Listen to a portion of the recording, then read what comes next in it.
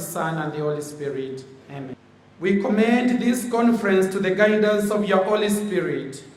In the name of the Father, the Son, and the Holy Spirit. Amen. Now I want to invite one of the organizers of the conference to come and welcome us and give us a bit of meat in the introduction to the conference. He is none other than Reverend Dr. Stephen Okello. To our beloved guests, Professor Joao Shah from Gregorian University, the President of COMIUCAP world over, our VC, Professor Justus Mbae, our DVC academics, Professor Kaku, our Director of Research, Professor Ayako, our Chaplain, Dr. Okello, our esteemed guests and presenters, including Professor Agbakuba from Nigeria, Professor Masolo from Louisville, and all of you, all protocol observed, good morning. You are all most welcome to CUEA this morning. It was not difficult to get a theme for this conference. The theme itself needs a bit of introduction. The role of philosophy is a theme that could be anywhere in the world because philosophy plays a role world over. But this is a role of philosophy in the African context. And the African context is so determinant in the way philosophy plays a role. And Africa has its own challenges that also would direct and influence the role of philosophy in Africa. We want to talk about the traditions, not just the cultural traditions, but the philosophical traditions in Africa, where it has been, how it has been realized. We want to look at all those things that have become blessings and challenges in Africa. Top in the agenda is technology. Technology that has now influenced our people in the way they look at nature, they look at relationships, they look at things.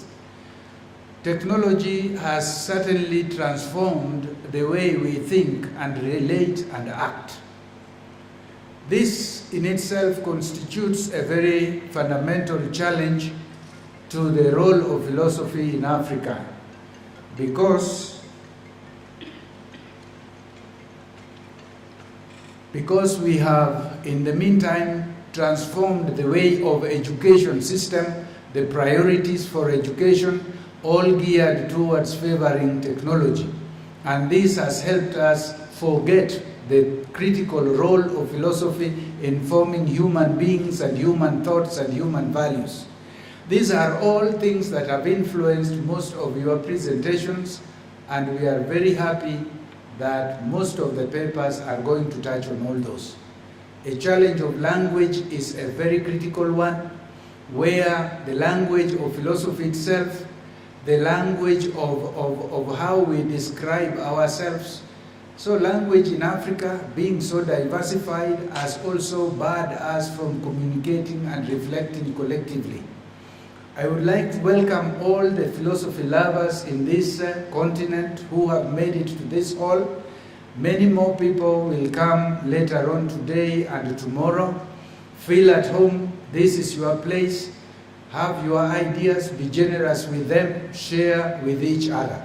I welcome you all heartily to this great occasion we are just starting. Welcome all.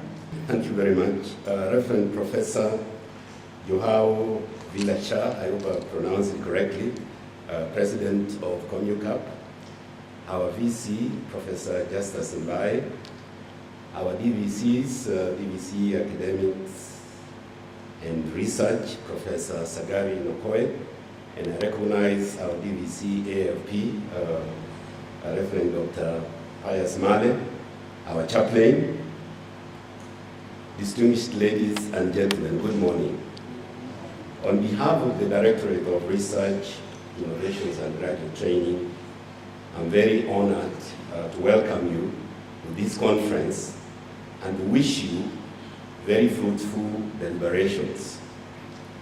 We certainly expect that the role of philosophy in the African context will be expounded and future perspectives given. As the name of our directorate suggests, we have three core mandates of promoting, coordinating, catalyzing, and facilitating three core mandates of research, innovation, and graduate training. Among our specific mandates is to coordinate, promote, catalyze, and facilitate local and international conferences and workshops to disseminate research findings, innovation, and topical disciplinary and interdisciplinary themes, including the one that is the theme of this conference. Internally, we have jointly organized this workshop with the Department of Philosophy. Not only the Directorate was Vice Chair in the organizing this conference, but we also provided the Secretariat for the conference. As a new Directorate, born out of a restructuring that led to the merger of the former research department and the graduate School of Graduate Studies, this is our debut conference. Even up to the launch of this conference this morning, we have gained a lot of experience and drawn lessons on how to best organize and coordinate a conference. And we hope we still gain more experience and draw lessons on how to do things better as the conference draws to the end. Finally, I'd like to say that I'm privy to information that among many of the speakers, rapporteurs, and participants are postgraduate students. And that's the way it should be. Because among, for example, the requirements of the Commission for University Education is that postgraduate students, particularly doctoral students, must show evidence of at least 2 publications in refereed journals. And a conference like this one clearly provides you an opportunity to test your ideas, to share your ideas among the learned colleagues as you get prepared to, prepare your papers. Of course, for our colleague staff, you also know that a conference like this provides us with an opportunity to test ideas and to publish articles or books that will be necessary for us to grow professionally. So really, I'm very pleased, but before I conclude, I want to recognize one person from the Directorate of Research, Innovations and Graduate Training, Father Mundele, who is seated in front. You can please stand up. Because Father Mundele was the one who initiated this idea, which looked like a vague idea, but in 6 months' time is a reality. And we are very pleased that we are all seated here today. Thank you very much and happy deliberations. The President of COMIUCAP, the Vice-Chancellor,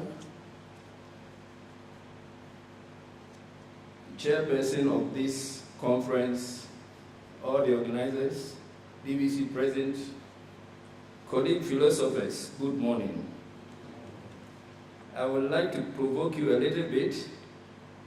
This conference is about philosophical thoughts, the African context, I've not seen anyone dressed as an African, so I would like to put this on my neck to at least show my identity as an African. The second issue I would like to provoke is that the MC mentioned 3 components of my name. A name is just an identity.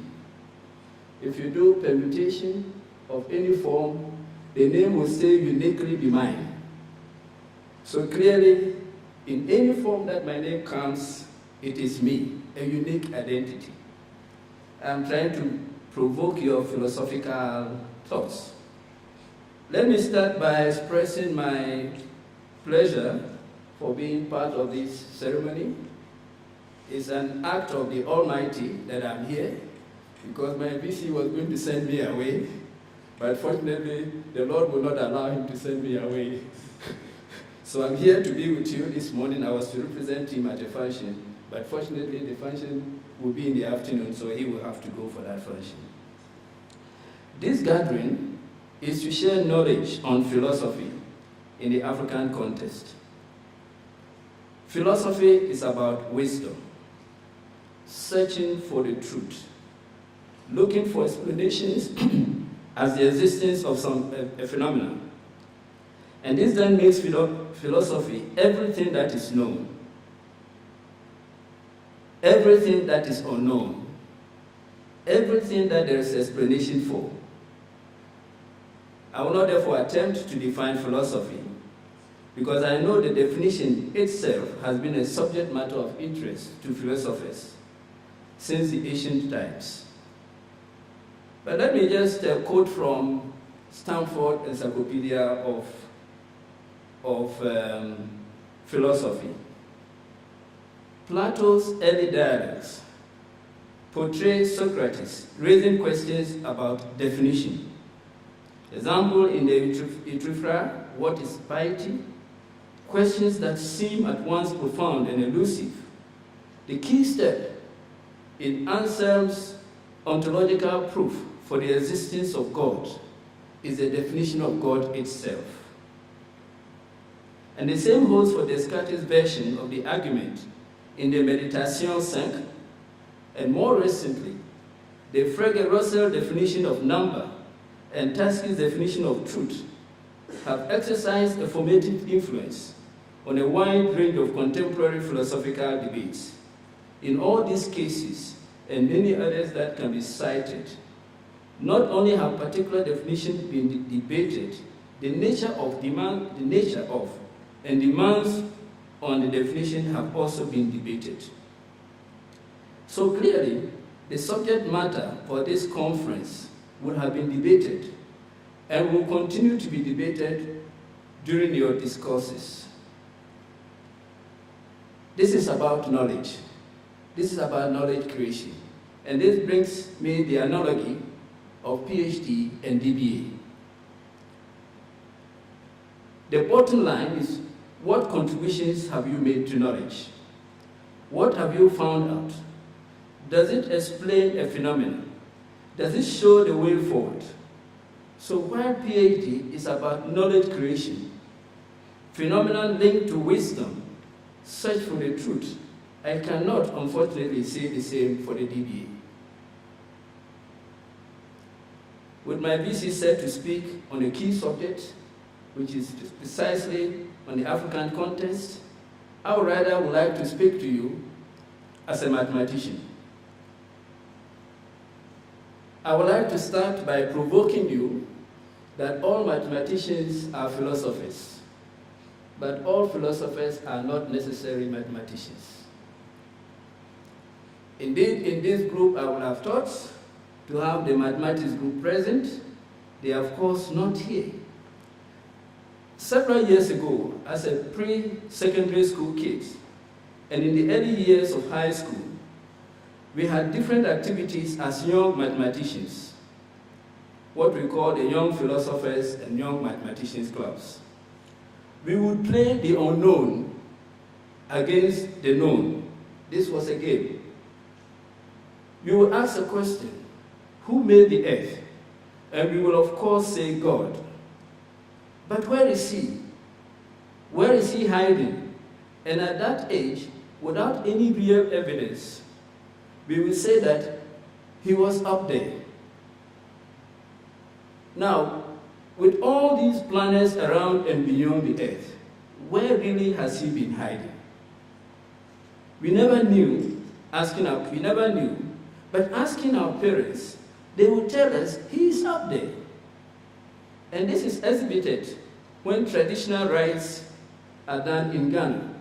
A common traditional rite of pouring libation, which is invoking the spirits of the dead, of our ancestors.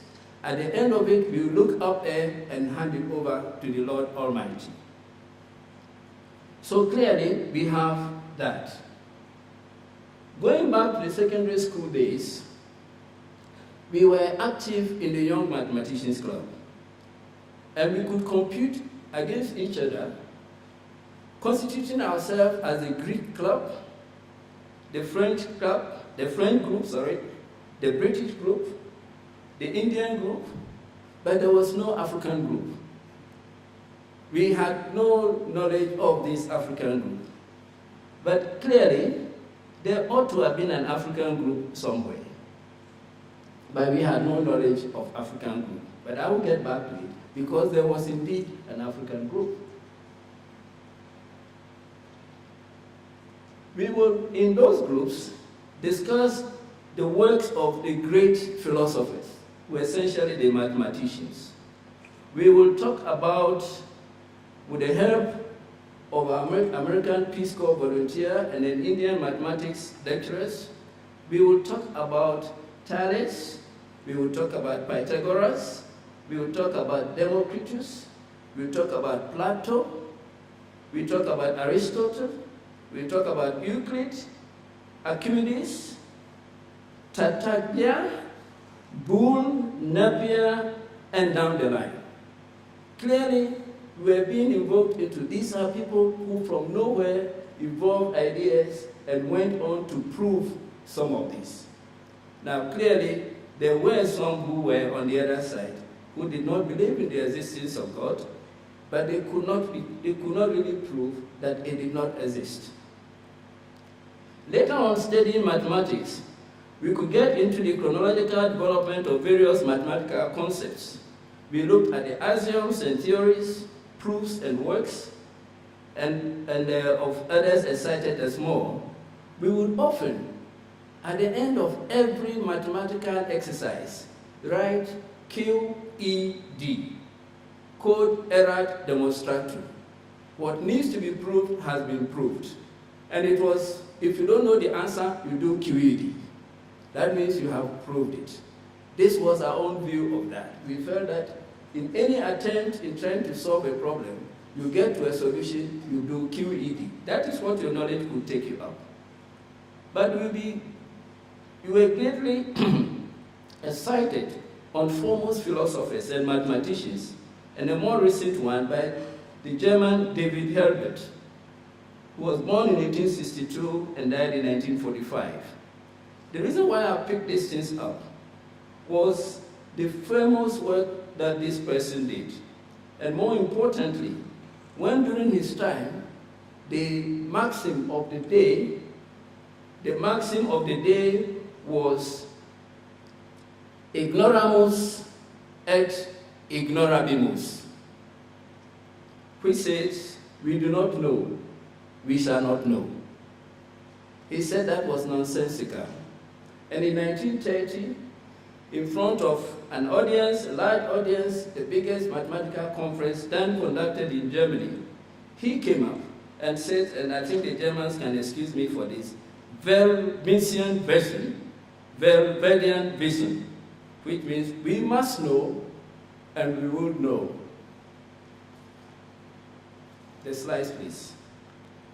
I would like to end by saying a few things. These are things about non-Africans.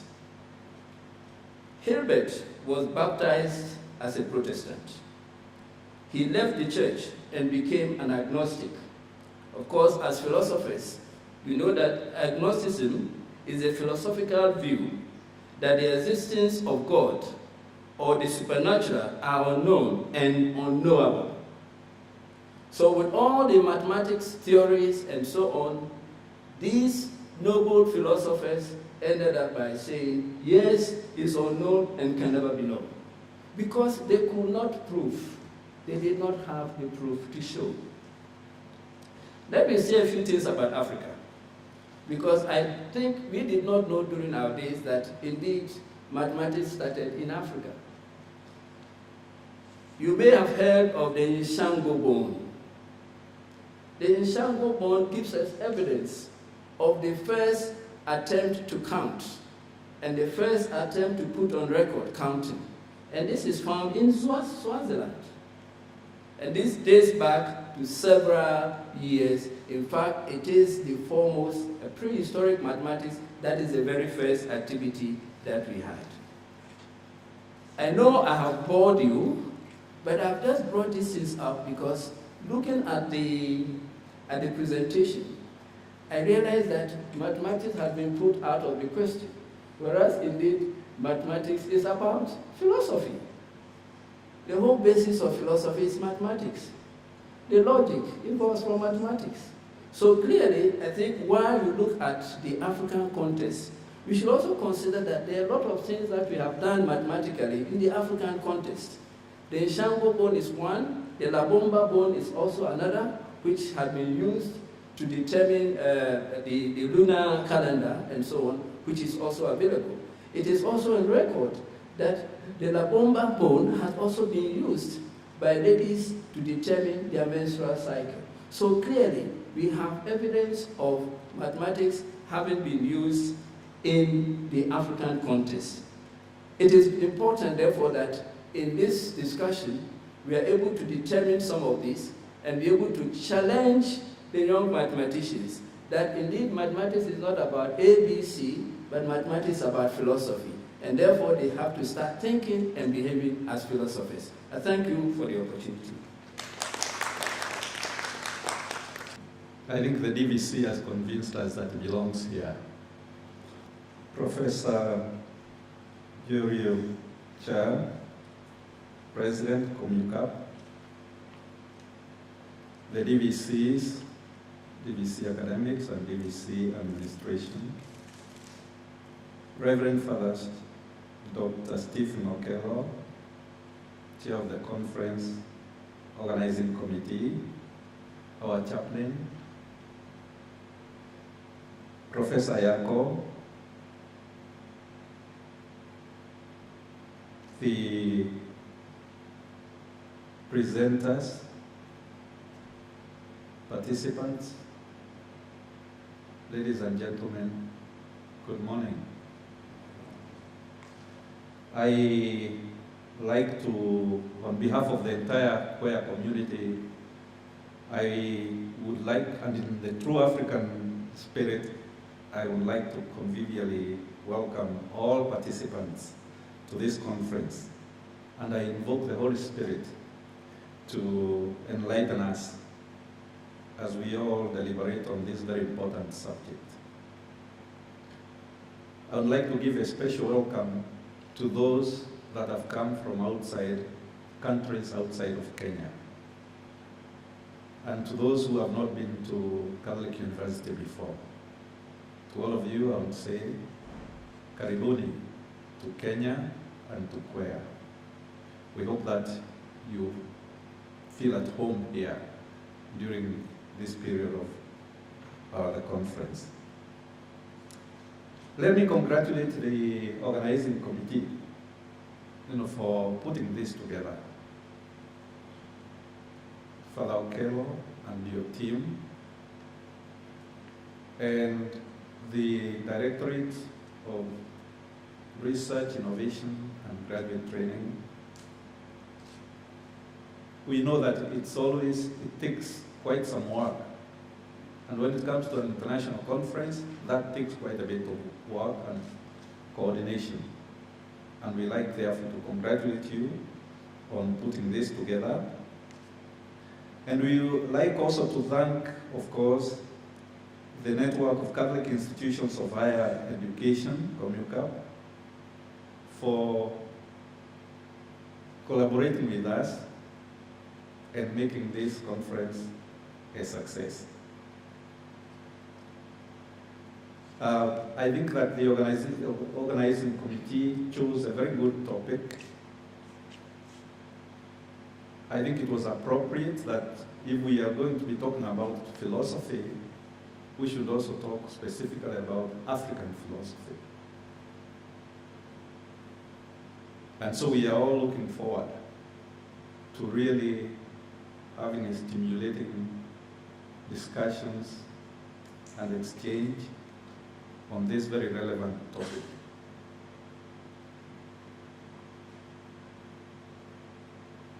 You already have been welcomed by the various members, and so I would like now to just say again, welcome all, and let us give it.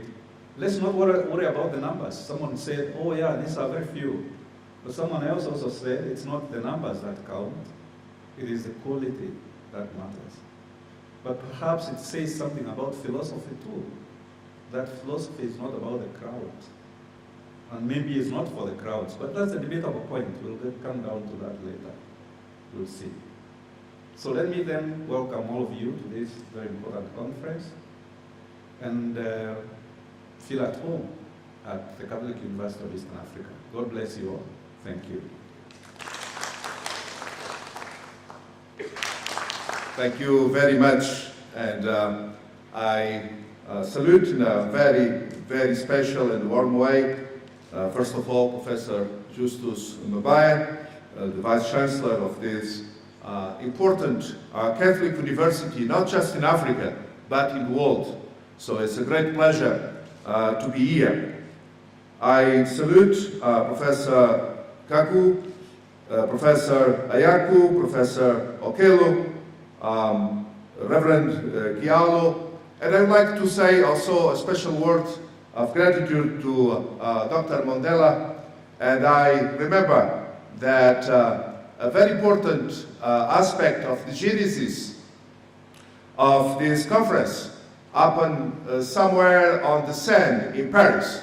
When we met a couple of months ago, we reenacted a wonderful experience we had here in this very campus about 3 years ago, when the theologians came here together, the COPTI conference, and I was invited by COPTI to be here as a representative of the philosophers. And so we met, we connected, and we reconnected, and we are here again, thanks to the engagement of many people, and Dr. Okello in a very special way. And I thank him very much, him and all his teams, all the people that are contributing to this conference, especially in the group of research, the Directorate of Research, Innovation and Graduate Training at this university. And let me add one thing that for me is very important. I am very proud to be here, to have in my back this image of the continent of Mother Africa. I think part of being and becoming human is to understand the importance of Africa in the genesis of our common humanity. No continent has the absolute about being human, but I think that the contribution of Africa is highly relevant, highly important, and we must really deal with it. And this is what COMIUCAP is trying to do. I say in very little time, I have a few words just also for the common information about our network. But one of the things that is crucial to our network, which by the way was born is a consequence, is the institutional consequence of this magnificent, very important document of the Church, the Fides et Ratio of then Pope Benedict XVI, of Pope John Paul II, that then was corroborated and reaffirmed by Pope Benedict in 2008 when we gathered in Rome as COMIUCAP worldwide to meet the Pope, and he reinstated and reinforced to us the importance of this network. Yes, John Paul II is at the beginning. Pope Benedict is a very important stimulus on the way. And now, in the time of Pope Francis, I think that our mission is all the same, remains the same, and it is to help, to foster this common goal of integrating faith and reason, science and philosophy, science and theology, and all the other disciplines in the process of complete integral formation of the future generations at our Catholic universities. And if you allow me, I'd like to mention some of the goals that we as COMIUCAP try to foster around the world. These are some of the reasons for our existence. In first place, I think we are about promoting quality and diversity in philosophical research within the diversified context of Catholic higher education. We all know that higher education around the world, and I'm sure in Africa as well, is going through deep transmutations, deep transformations. And one of the consequences of that, not here, I hope and I believe, but in many parts of the world, is the relegation of philosophy and perhaps even theology to a secondary role, to a secondary place. And I think that for the Church, worldwide, universal Church, this is an extremely important matter, a real serious issue. And in fact, I believe that this is a serious issue not just for the Church and the mission of the Church, but for the mission of the university altogether. So COMIUCAP tries to do as much as we can to contravene this tendency, the tendency of relegating philosophy to the realm of history, to the archives of the past. And once again, thank you for adhering and responding to the call and being here in this common effort.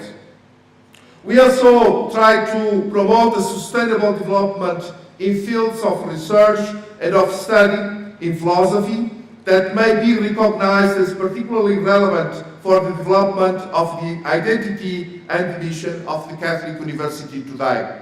I think that the ultimate goal of the philosopher in a Catholic context is not to declare or being above all other disciplines. I think is about a deep service to the causes of truth, and I'm so glad to enter this campus and see at least one of the main entries of this campus as the idea of truth. The truth, I think, there's a quotation of John, the Gospel of John, the truth shall make you free. Whatever the exact quotation is, it is about truth. And I think that the Catholic University, if it is not about truth and about justice, I don't know what difference a Catholic university can make. We also try, of course, to promote collaboration at all levels among our institutions around the world. And later on, during this conference, by the end of the conference, we shall discuss openly ways of realizing this goal of our network. How can we promote collaboration, cooperation, exchanges among our institutions and among colleagues and even students, so that we are up to the tasks of a contemporary world so deeply marked by the demands and challenges of globalization. If in a time like ours we retreat into our particularities, African or whatever, I think we are doing a disservice certainly to the Church, but most importantly to the world and to humanity as well. And if I think of Africa and being in Africa, I think one of the aspects that we need to reinforce is that the enormous diversity and richness of the African continent, which I am unable to understand, and perhaps no one of us can truly grasp the richness, the spiritual richness of this wonderful continent that suffers so much, so often, because we are still not up to the task of affirming the beauty of being human, of being and living as children of God in the realities of the world today. But if I think of that, if I think of Africa, of this particular region of the globe, I think we need to recognize the need, and I've been talking to COMIUCAP as well, the need to promote the development of a philosophy that does not abstract from the concrete, but rather seeks to meet the needs of the people as individuals and as societies. And I think we have many suggestions in the papers to be presented during the following days that really go about that, trying to cope with this pragmatic dimension of philosophy.